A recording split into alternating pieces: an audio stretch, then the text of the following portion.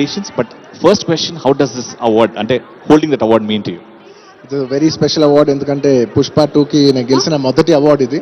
And I dedicate this award to all my fans. Thank you for your incredible love and support.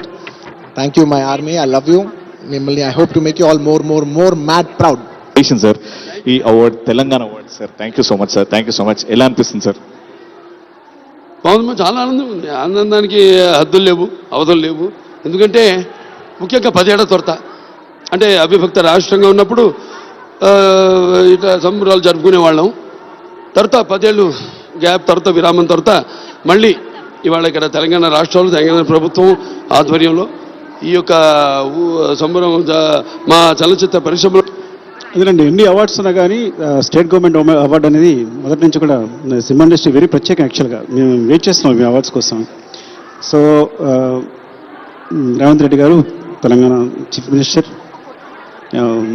And మద్దిల్లాజ్ గారు FDC chairman, cinematography minister Komatireddy Venkatreddy గారు.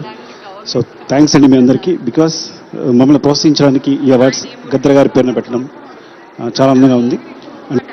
చాలా ప్రౌడ్గా అనిపిస్తుంది.